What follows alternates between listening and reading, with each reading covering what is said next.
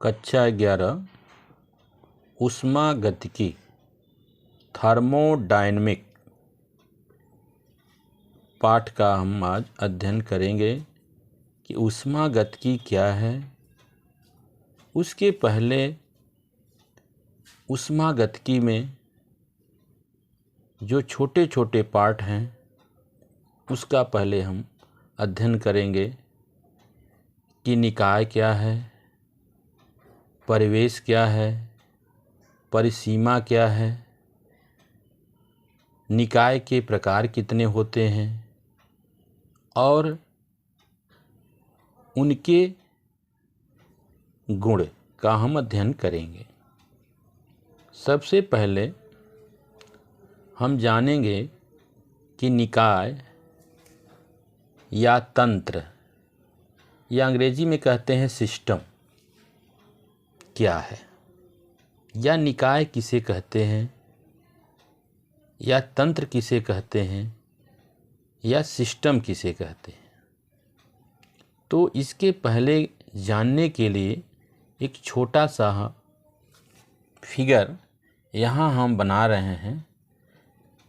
इसके द्वारा हम निकाय को समझेंगे। जैसे मान लीजिए कोई बर्तन है, टब है, उसमें पानी भरा हुआ है और निकाय के अंदर एक पानी जल है और ये जल के निकाय का बर्तन इसको रोका है। अगर इसमें छेद हो जाए तो पानी निकलने लगेगा। ये निकाय का बंद बर्तन है, इसमें पानी भरा है और इसके बाहर का जो वातावरण है, बाहर का जो स्थान है, ये है, इधर भी है, इधर भी। तो इसके जो बर्तन के अंदर वाला भाग जो पानी है, जल है, इसको हम निकाय बोलेंगे। क्या बोलेंगे? निकाय। तो ब्रह्मांड का वह छोटा सा भाग जिसका अध्ययन ऊष्मागतिकी में किया जाता है, निकाय या तंत्र या सिस्टम कहलाता है। हम लोग इसी निकाय के बारे में, इसी के ऊष्मागतिकी, इसका अध्ययन हम करेंगे। तो निकाय क्या है? कि एक ब्रह्मांड का छोटा सा भाग है जिसका अध्ययन ऊष्मागतिकी थर्मोडायनेमिक में किया जाता है, निकाय या तंत्र कहलाता है। जैसे जल, अब जल का हम अध्ययन करेंगे ऊष्मागतिकी में। तो यह क्या हुआ? जल एक प्रकार से तंत्र हुआ या निकाय हुआ या सिस्टम हुआ। अब समझेंगे कि परिवेश क्या होता है, जिसे अंग्रेजी में कहते हैं सराउंडिंग, माने अगल बगल। इस पात्र के अगल बगल इधर निकाय आपका ये हुआ के चारों तरफ, निकाय के बाहर के, क्या कहेंगे? निकाय के बाहर के, निकाय है, इसके अंदर की दीवारें हैं, इसके बाहर, इसके बाहर, इसके बाहर। तो निकाय के बाहर के चारों तरफ, इसके चारों तरफ के स्थान को परिवेश कहते हैं। क्या कहते हैं? इस निकाय के बाहर के, इधर इधर इधर, बाहर के जो हैं चारों तरफ के स्थान को हम क्या बोलेंगे? परिवेश या सराउंडिंग। जैसे बर्तन के बाहर के चारों ओर के स्थान, बर्तन के बाहर की जगह जो है, इसी को हम क्या बोलेंगे? परिवेश। और अंदर का जो भाग है जल, वो निकाय या तंत्र कहलाएगा। तीसरा है परिसीमा, जिसे कहते हैं बाउंड्री। ये पानी को रोका हुआ है। अगर ये बाउंड्री नहीं रहती तो पानी तोड़कर निकल जाता। तो इस बाउंड्री को, जैसे ये बाउंड्री है, अंदर वाला भाग, इसके अंदर वाला भाग, तो निकाय तथा, या ये निकाय हो गया, ये परिवेश हो गया। दोनों के बीच का ये परिवेश है, इसके बाहर के स्थान का, बाहर के स्थान को हम बोलेंगे परिवेश, ये भी परिवेश है। और ये अंदर है निकाय। परिवेश और निकाय के बीच जो बाउंड्री लाइन है, ये दीवार है, बाउंड्री लाइन का काम कर रही है। तो इसी को बोलते हैं बाउंड्री, परिसीमा। निकाय तथा परिवेश को अलग करने वाली सीमा, इस सीमा को, अंदर वाले भाग को परिसीमा कहते हैं। जैसे बर्तन के अंदर की दीवार, जैसे अंदर की दीवार ये है और ये है, तो इस अंदर वाले भाग को हम क्या बोलेंगे? बाउंड्री बोलेंगे, परिसीमा कहेंगे। इस प्रकार हम निकाय, इस बर्तन में जल निकाय है, इस बर्तन के बाहर, दीवार के बाहर का जो स्थान है उसको हम बोलेंगे परिवेश, और जो परिवेश और निकाय के बीच का जो अंदर का दीवार है जो इस जल को रोका हुआ है, या निकाय और परिवेश को जो बीच एक दीवार बनकर खड़ा है, उसी को हम बोलेंगे, अंदर वाले भाग को, परिवेश। अब हम जानेंगे कि तंत्र या निकाय कितने प्रकार के होते हैं। तो तंत्र या निकाय या सिस्टम 3 प्रकार के होते हैं। पहला है खुला तंत्र, ओपन सिस्टम। दूसरा है बंद तंत्र, और तीसरा है विलगित तंत्र। अब खुला तंत्र क्या है, पहले एग्जाम्पल से समझें। जैसे मान लीजिए हम एक पानी इस बर्तन में, बीकर में भरा हुआ है यहाँ, और इसको हम गर्म कर रहे हैं, इस पानी को, तो इसमें से पानी निकल रहा है। और मान लीजिए इसमें हम चाय बना रहे हैं, ये पानी और चाय को हम गर्म कर रहे हैं। ये खुला हुआ है, बंद नहीं, किसी तरह खुला है चारों तरफ, इसमें से आगे से ऊपर से खुला हुआ है, इसमें हम ढक्कन नहीं दिए हैं। और इसमें से चाय की पत्तियाँ बुड़ रही हैं और पानी बुड़ रहा है,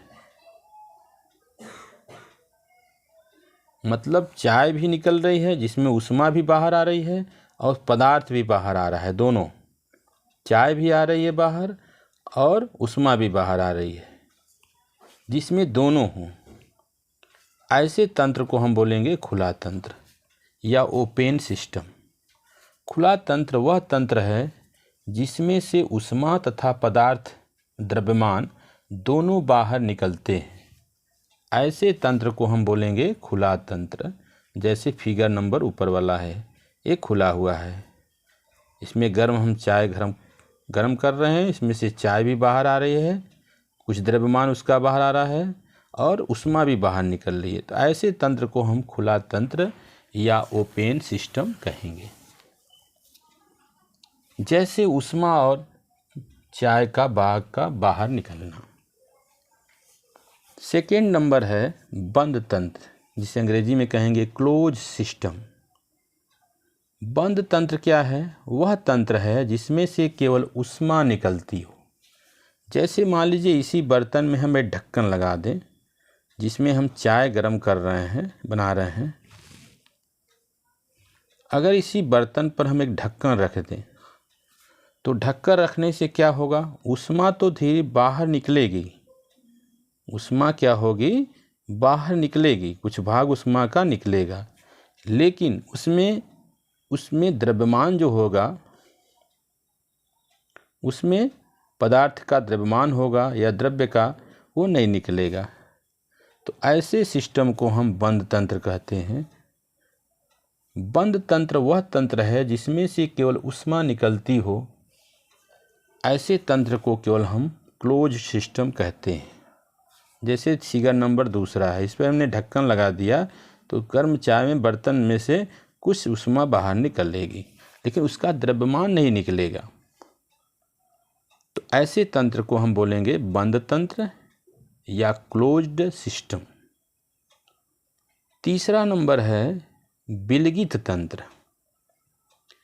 विलगित तंत्र क्या होता है? जैसे हम चाय को एक थर्मस में रख दें तो थर्मस में से न उष्मा बाहर जाएगी, न उसमें से कुछ द्रव्यमान बाहर जाएगा। जैसे यहाँ थर्मस में हम चाय रखे हैं तो इसमें से न तो चाय की उष्मा बाहर जाएगी और न ही चाय के पदार्थ का द्रव्यमान बाहर आएगा। तो ऐसे तंत्र को हम कहेंगे विलगित तंत्र। मतलब वह तंत्र जिसमें से कुछ न निकले, न उष्मा न ही द्रव्यमान, तो ऐसे तंत्र को हम विलगित तंत्र कहते हैं। जैसे थर्मस में रखी गर्म चाय, या गर्म दूध भी कह सकते हैं। अब आइए, एक शब्द है स्थूल, जिसे अंग्रेजी में कहते हैं माइक्रो, और एक होता है सूक्ष्म, जिसे कहते हैं अंग्रेजी में माइक्रो। स्थूल होता क्या है और सूक्ष्म क्या है? देखिए, जब हम किसी के निकाय के बारे में वर्णन करते हैं, जब किसी बड़े निकाय के, जैसे आपसे कह दिया जाए कि हमारे देश की जनसंख्या, भारत की जनसंख्या इस समय 2022 के 1.412 अरब है, तो हम पूरे देश की जनसंख्या के बारे में बात कर रहे हैं, जो कि बहुत बड़ा निकाय है। जब हम किसी बड़े निकाय के बारे में वर्णन करते हैं तो उस को हम बोलते हैं स्थूल या माइक्रो। जैसे देश की जनसंख्या की बात करें, देश की इकोनॉमिक की बात करें, तो वह हम स्थूल के तहत स्थूल के बारे में वर्णन करेंगे, तो हाँ स्थूल होगा। जब किसी बड़े निकाय के बारे में वर्णन करते हैं तो वहाँ स्थूल, और जब हम किसी छोटे निकाय के बारे में वर्णन करते हैं तो वहाँ सूक्ष्म, उसको कहते हैं माइक्रो।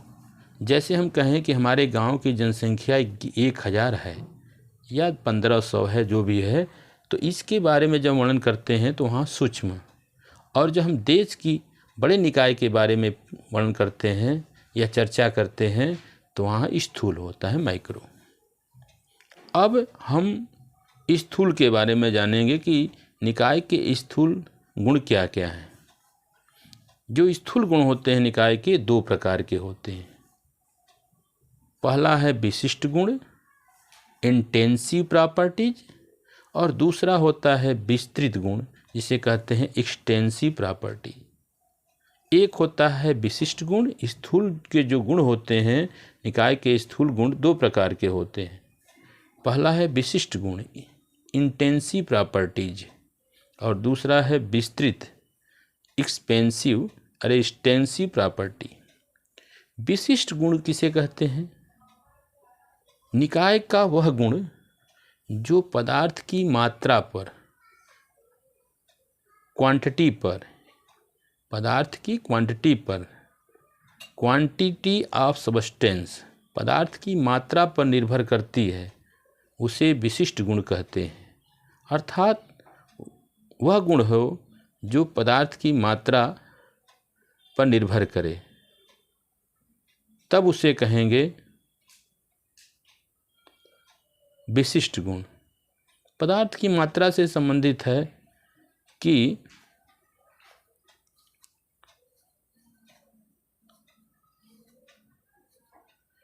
अगर पदार्थ की मात्रा जैसे आपका इसमें है विशिष्ट ऊष्मा, इसके बाद हिमांक, इसके बाद है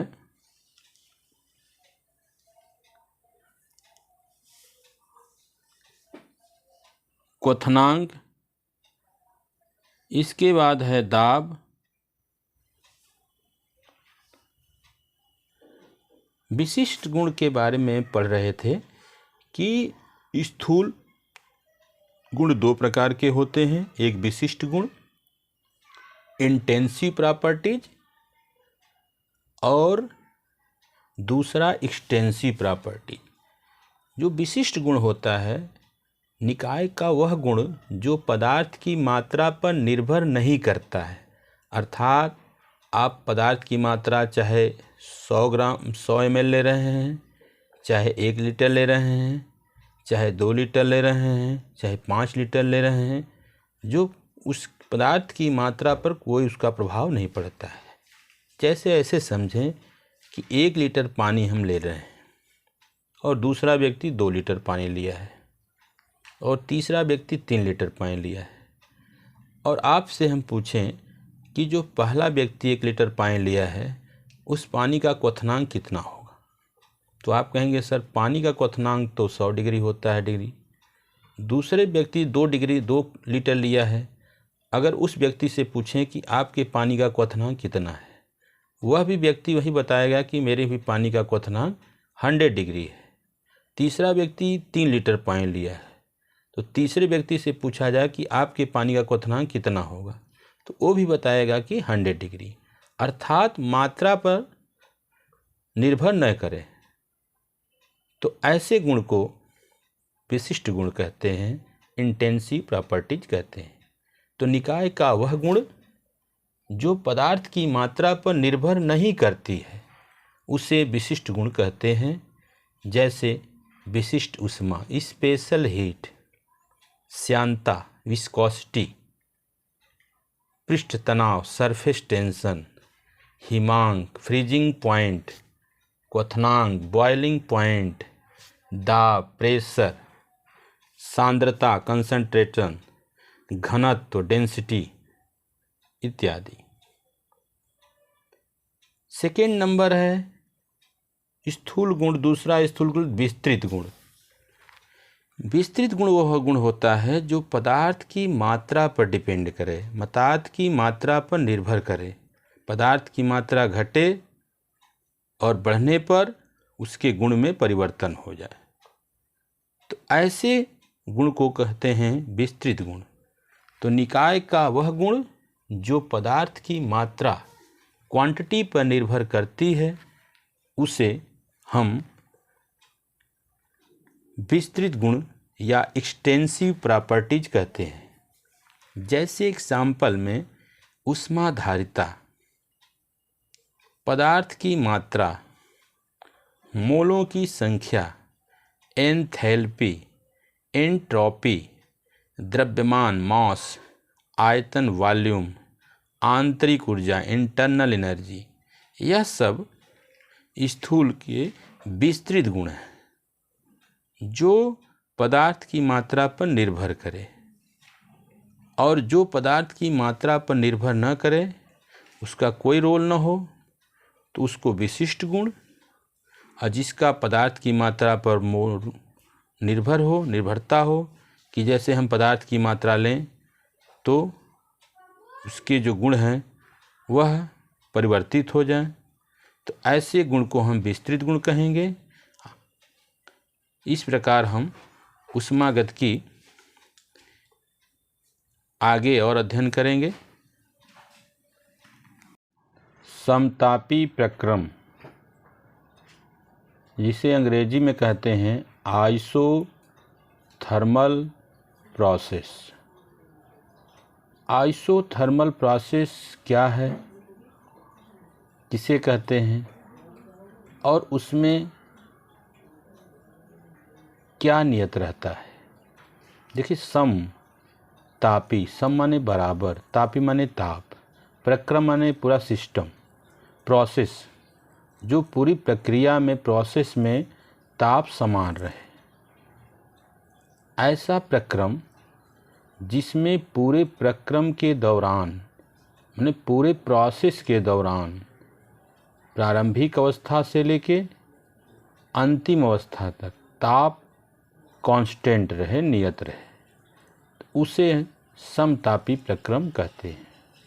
जिसमें पूरे प्रक्रम के दौरान जो टेम्परेचर रहे वो नियत रहे, तो ऐसे प्रक्रम को समतापी प्रक्रम या आइसोथर्मल प्रोसेस कहते हैं। अब समतापी प्रक्रम के लिए जो कार्य का सूत्र है, वर्क के लिए फार्मूला है, बंद निकाय के लिए W बराबर समाकलन P/dV, ये सूत्र होता है, जहाँ W क्या है, वर्क माने कार्य, P क्या है, प्रेशर माने दाब, और dV क्या है, आयतन में परिवर्तन। समतापी प्रक्रम के लिए P भी बराबर नियत होता है, कांस्टेंट होता है, तो कह सकते हैं कि P भी बराबर P1V1। इस प्रकार अगर यहाँ से P की वैल्यू निकालें तो P बराबर हो जाएगा P1V1/V, और इस P का मान इसमें अगर हम रख दें तो W बराबर समाकलन P के स्थान पर हो जाएगा P1 V1 अपान V और dV। इस प्रकार P1 V1 को अगर हम बाहर नियत है इसको बाहर ले लें तो W बराबर हो जाएगा P1 V1 समाकलन 1/V dV।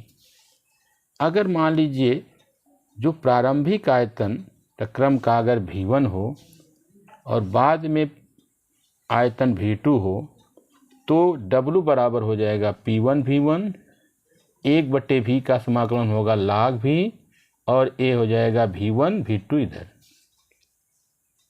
इस प्रकार W बराबर P1 V1 log यहाँ हो जाएगा एक बार V2 log V2 minus log V1।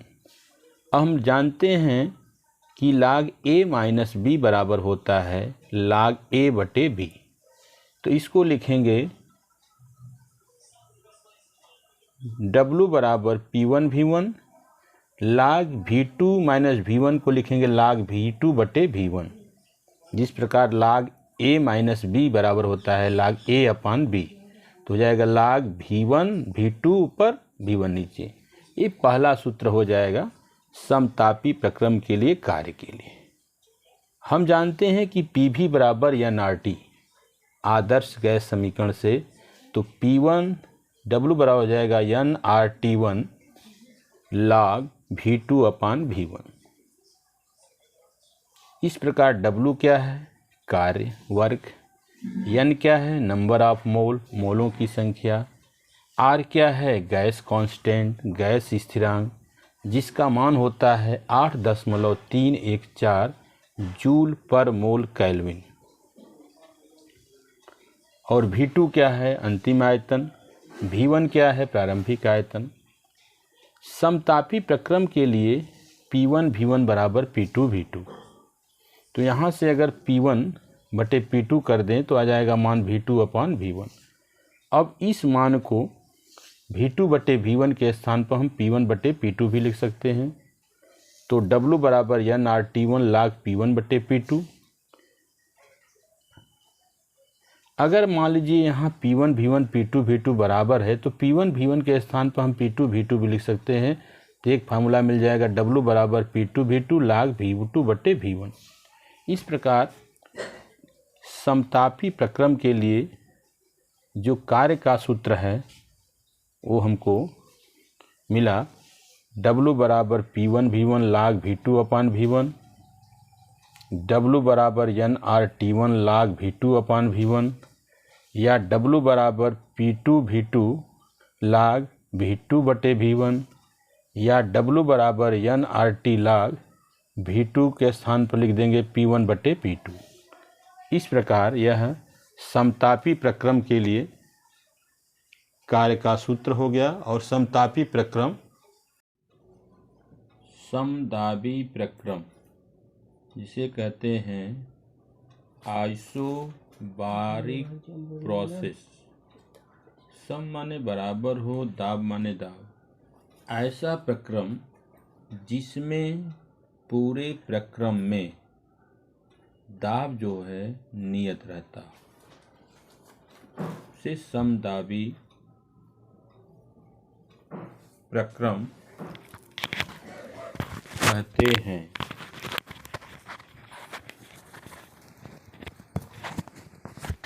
समदाबी प्रक्रम जो में P जो है नियत रहता है, P जो है नियत रहता है। अगर हम डेल्टा P बराबर इसमें 0 होगा क्योंकि दाब नियत है। तो समदाबी प्रक्रम आइसोबारिक प्रोसेस ऐसा प्रक्रम जिसमें पूरे प्रक्रम के दौरान दाब जो है कांस्टेंट रहे, नियत रहे, समदाबी प्रक्रम कहते हैं। अब उसके बाद है सम आयतनी प्रक्रम जिसे कहते हैं आइसोबॉलोमेट्रिक प्रोसेस। सम आयतनी प्रोसेस किसे कहते हैं? प्रक्रम किसे कहते हैं? ऐसा प्रक्रम जिसमें पूरे प्रक्रम के दौरान आयतन निश्चित रहता है, अर्थात v इजकल टू कांस्टेंट या नियत, तब डेल्टा v का मान क्या होगा? 0 होगा। जब v नियत है तो डेल्टा v बराबर भी 0 होगा। अब आइए रुद्धोष्म प्रक्रम, जिसे कहते हैं एडियाबेटिक प्रोसेस, ऐसा प्रक्रम जिसमें पूरे प्रक्रम के दौरान ऊष्मा नियत रहे, हीट नियत रहे, हीट कांस्टेंट रहे, उसे रुद्धोष्म प्रक्रम कहते हैं। इसमें Q का मान क्या हो? नियत हो, कांस्टेंट हो, तो डेल्टा Q का मान क्या होगा? 0 होगा। अब रुद्धोष्म प्रक्रम में जो कार्य है उसके लिए सूत्र है, अगर हम मान लेते हैं कि कोई आदर्श गैस है। आदर्श गैस क्या होती है? एक काल्पनिक गैस होती है। आदर्श गैस की अगर 1 मोल हम लें और उसका अगर प्रारंभिक इनिशियल प्रेशर, प्रारंभिक दाब, आयतन और प्रारंभिक ताप क्रमशः P1, आयतन V1 और ताप T1 हो, तथा रुद्धोष्म प्रसार के बाद दाब, आयतन और ताप क्रमशः P2, आयतन V2 और ताप T2 हो, तो W बराबर समाकलन PdV, यहाँ V1 प्रारंभिक ताप है और V2 अंतिम ताप है। P क्या है? प्रेशर। dV क्या है? आयतन में परिवर्तन। W क्या है? कार्य। इसको मान लीजिए समीकरण नंबर हम x मान रहे हैं, तो रुद्धोष्म प्रसार के लिए PV ये गामा है, इक्वल टू K नियतांक होता है। P का मान अगर यहाँ से निकालें तो P बराबर होगा K बटे V अपान गामा, ये गामा का चिन्ह है, अल्फा बीटा जो गामा होता है। अब P का मान जो ये मान है, इसमें अगर हम पुट कर दें, रख देंगे समीकरण नंबर x में, तो क्या मिलेगा? W बराबर समाकलन V1 टू V2 K अपान V power sigma power gamma dV। फिर W बराबर हो जाएगा K, चूँकि K क्या है? नियत है, इसको बाहर कर लेंगे। W बराबर K समाकलन V1 से V2 1 बटे V पावर गामा dV। फिर क्या होगा? W बराबर K V1 V2, जब ये ऊपर जाएगा तो हो जाएगा V power minus gamma dV। फिर W बराबर K यहाँ हो जाएगा V minus gamma plus 1 upon minus gamma plus 1। इसका ये सूत्र होता है, जैसे मान लीजिए समाकलन करना है x घाते a, तो इसका होता है x घाते a प्लस 1, और जो घात है वो नीचे आ जाती है a प्लस 1। उसी तरह इसका अगर समाकलन करेंगे तो ये हो जाएगा v माइनस गामा प्लस 1 और घात आ जाएगा minus gamma plus 1 V1 to V2। फिर W बराबर हो जाएगा K। अब इसमें हम क्या कर रहे हैं? इसको बाहर कर ले रहे हैं, तो K बटे इसको हम बाहर कर लेंगे, क्या? 1 माइनस गामा को हम बाहर कर लें, यहाँ 1 माइनस गामा हो जाएगा, तो ये बचेगा V माइनस, इसमें से ले लेंगे तो gamma minus 1 V1 to V2। यहाँ क्या कर रहे हैं? इसको हम बाहर कर ले रहे हैं, तो यहाँ हो जाएगा 1 माइनस गामा इधर, ये क्या रहे हैं? माइनस कामन ले रहे हैं, तो माइनस कड़ी में गामा, ये माइनस में यहाँ माइनस रहेगा, प्लस है तो माइनस V1 टू V2। फिर W बराबर हो जाएगा K 1 माइनस गामा 1 बटे, अब चूँकि देखिए माइनस में है तो देखेंगे 1 बटे V gamma minus 1 V1 to V2। W बराबर हो जाएगा K बटे 1 माइनस गामा। अब इसको कैसे हल करेंगे? एक बार क्या करेंगे? V2 रखेंगे, एक बार V1, तो 1 बटे V2 गामा माइनस 1 माइनस 1 बटे V1 गामा माइनस 1। अब ए डब्लू बराबर के अब दोनों से मल्टीप्लाई कर देंगे तो हो जाएगा के बटे gamma V2 gamma minus 1 minus के बटे V1 गामा माइनस 1। फिर यहाँ 1/1 माइनस गामा। अब P2 देखिए यहाँ से PV पावर गामा बराबर के होता है तो P1 V1 घाते P1 बराबर P1 V2 घाते गामा बराबर के, मतलब इसके स्थान पर हम क्या रखेंगे, के स्थान पर P1 V1, और तो यहाँ हो जाएगा के का स्थान पर P2 V2 पावर गामा बटे V2 गामा माइनस 1। यहाँ हो जाएगा P1 V1, यहाँ से P1 V1 घाते गामा बटे V1 गामा माइनस 1। अब इसमें से 1 माइनस गामा फिर ले लेंगे, इसमें हो जाएगा P2 V2 minus P1 V1। अब यहाँ से 1 माइनस गामा PV बराबर RT होता है तो हो जाएगा RT2 माइनस RT1। अब ये इसमें से R बाहर ले लेंगे तो R 1 minus gamma T2 minus T1 ये सूत्र आ जाएगा, जहाँ R क्या है गैस स्थिरांक, T2 गैस का अंतिम आयतन, T1 गैस का प्रारंभिक आयतन और W क्या है कार्य। इस प्रकार हम रुद्धोष्म प्रक्रम के लिए कार्य के लिए सूत्र यहाँ लिख लेंगे। अब अगर रुद्धोष्म प्रक्रम में ऊष्मा निकल रही है तो उस समय कार्य का मान क्या होगा, निगेटिव होगा। ऊष्मा का मान क्या होगा, निगेटिव होगा। जब ऊष्मा जा रही है तो वहाँ पॉजिटिव होगा। रुद्धोष्म प्रक्रम में Q का मान क्या होता है, 0। उस कंडीशन में डेल्टा Q को, तब उसमें ऊर्जा में परिवर्तन डेल्टा U बराबर W के बराबर आएगा। अगर मान लीजिए रुद्धोष्म प्रक्रम नहीं है तब ऊर्जा में परिवर्तन के सूत्र लिखते डेल्टा U बराबर W प्लस Q, लेकिन यहाँ Q का मान 0 है, इसलिए अगर रुद्धोष्म प्रक्रम है तो ऊर्जा में परिवर्तन डेल्टा U बराबर W कार्य के बराबर होगा। धन्यवाद।